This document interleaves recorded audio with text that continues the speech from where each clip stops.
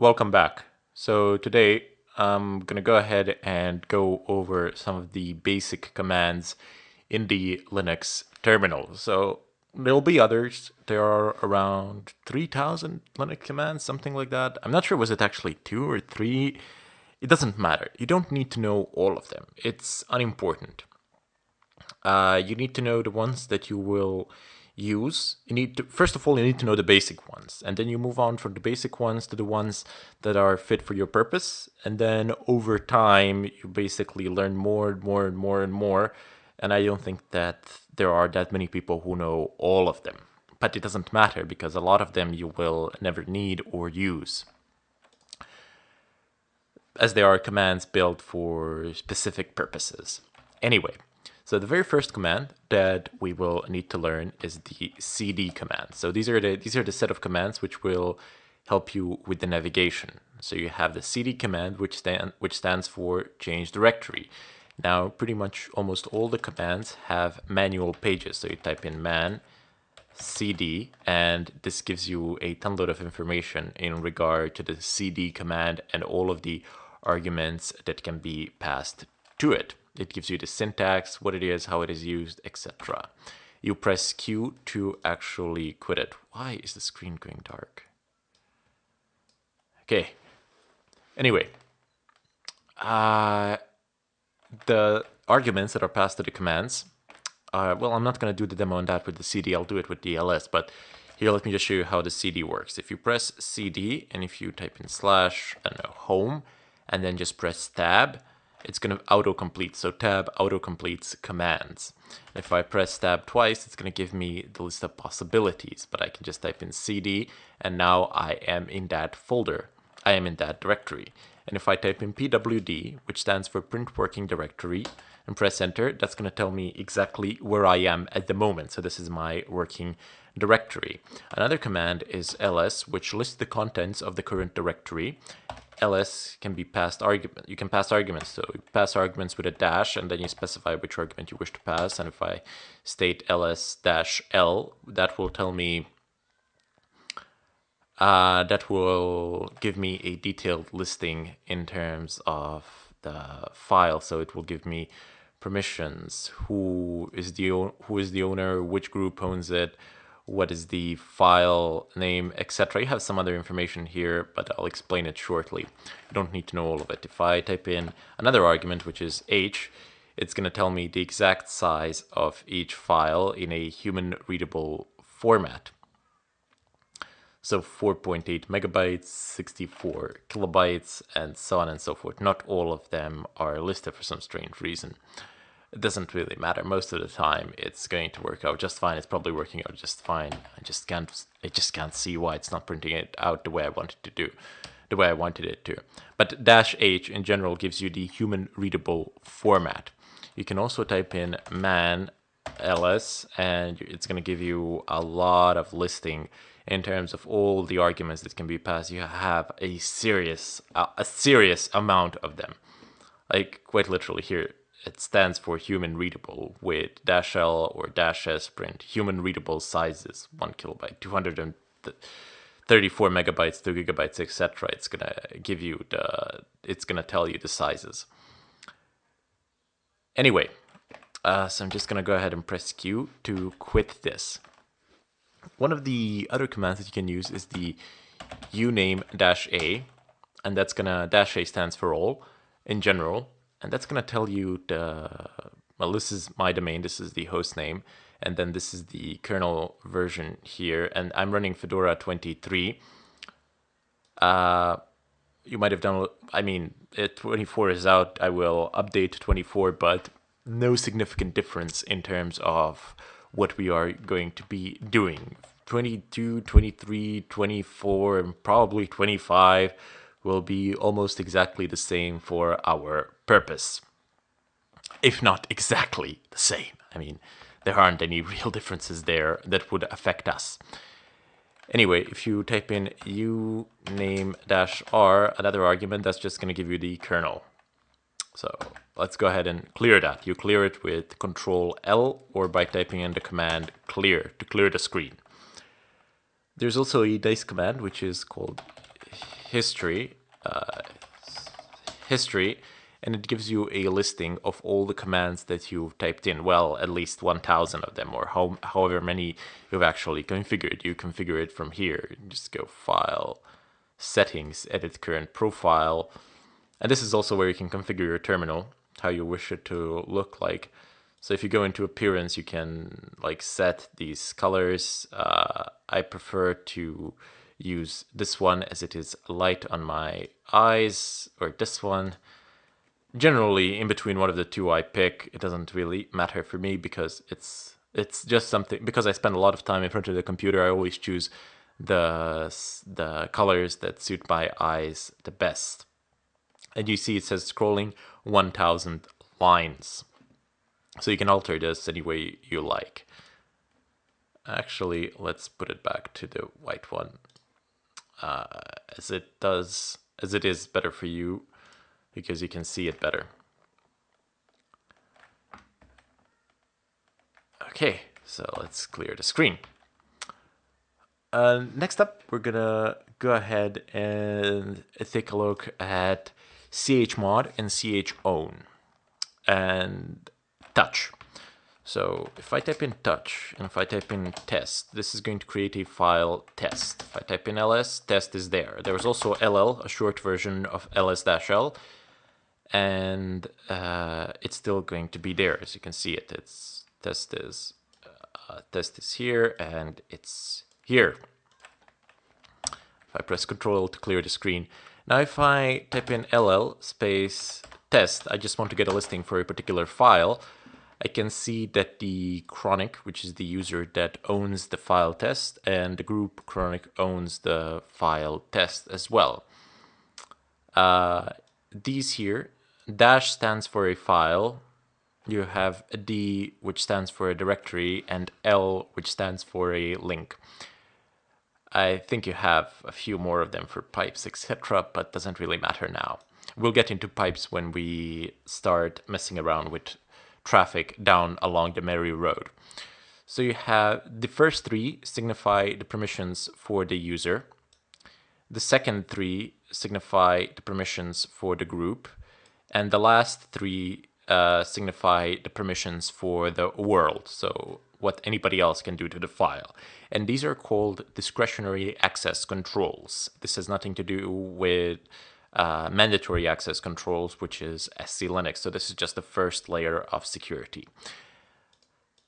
If you can chmod and you can change the permissions by typing in a set of numbers like this. 777 is the global set of permissions.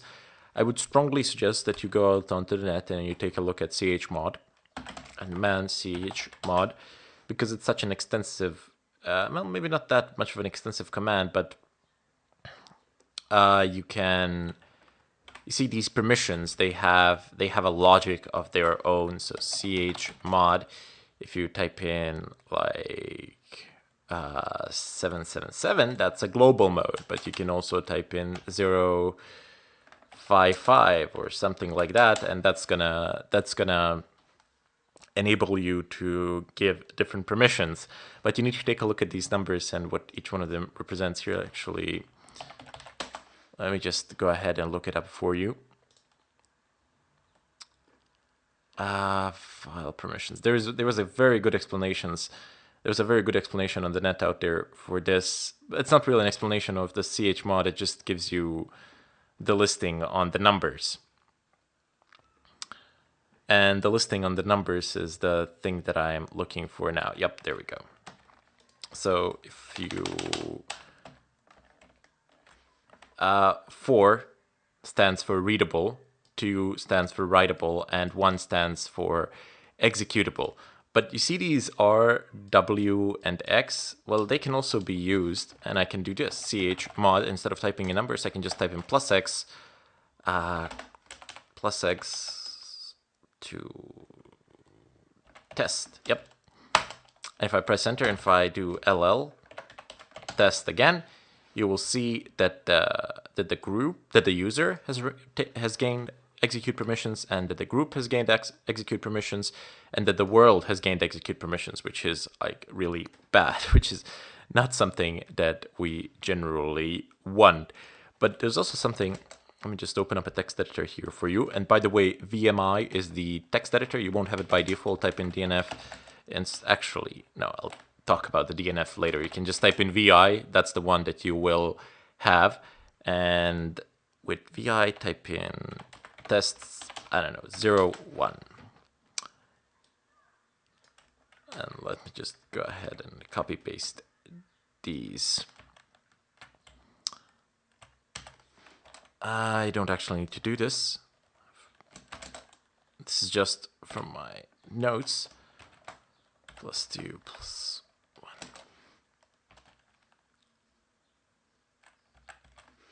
Okay. Read. I don't know why the copy pasting didn't work out there. Sometimes it doesn't. Maybe because I'm stupid or something.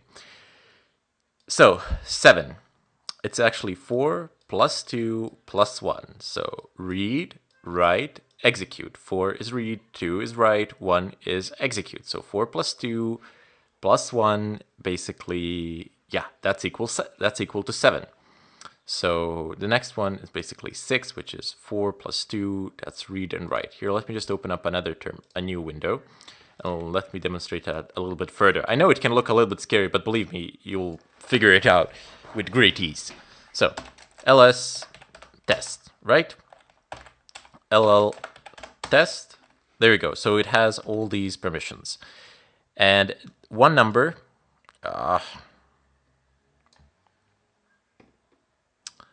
so like, yeah, there we go. So look, if you specify one number, so chmod, and the first number will signify the permissions for the user. So if I don't want to give any permissions to the user, I will type in 0 because that's none of this. If I want to give write and execute permissions to the user, I will type in 3. If I just want the user to have read permissions, I will type in 4. Now the next set of permissions is for the group. What sort of permissions would I like to give to the group? Well, let's say that the group can read from it, so 0, 4. And the last permission to the world shall be 0 as well, so test. So this, let me start, you're gonna have 3 dashes here, and you're gonna have a dash here, and it will be, it will, let me just see it, read, write, execute. Right, you will have 2 dashes here, and this will be readable. So let's see how that actually changes. Let's test, and there we go. So nobody has any permissions other than the group, which actually has only read permissions. Then type in cat test permission denied, because this particular user within this group does not have that permission. If I was some other user within the same group, I would be able to mess around with it. If I let's go ahead and do a little bit more. So chmod, if I would like to give permission to that particular user to read it and the group, I would just type in 4 for the user to read and 4 for the group to read, and 0 because I do not wish to allow anything to the world. And I type in test, and I type in ll test. There we go. Now the user and the group can actually just read through it, but they cannot write anything to it, nor can they execute anything, nor can anybody else. And if I type in cat test, I can access it. Cat is another command which actually flushes out the contents of a file. Let me just see if I can find a file. There you go. If I type in cat x.log temp, you see this is going to cat out everything that's in it. It's just going to push the contents of the file onto the screen. So very useful command that we will use extensively.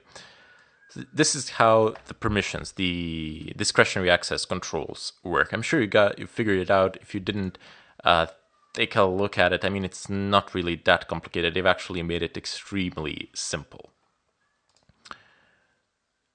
Okay, so now we're gonna go ahead and take a look at some other commands as well. Let me just go ahead and increase the size of this. You have move. So move command actually moves a file or a folder from one path to the other. So if I have test, and if I move it to home chronic documents, it's gonna be moved from that folder to the other one. If I type in home chronic documents test, it's going to be here and it will retain all the permissions that it had previously. Another command is rm. It's going to remove write protected regular empty file. Yes, goodbye, that will remove it. If you wish to remove a folder, you need to type in -rf and it's going to actually remove a folder. Be very careful with move command, with rm command, which stands for remove, because once you have deleted something, there really isn't any real way of getting it back. So it's not like in Windows where you put it into trash can or something like that. Once you have deleted it with rm, it's gone. Say goodbye to it. Never gonna see it again.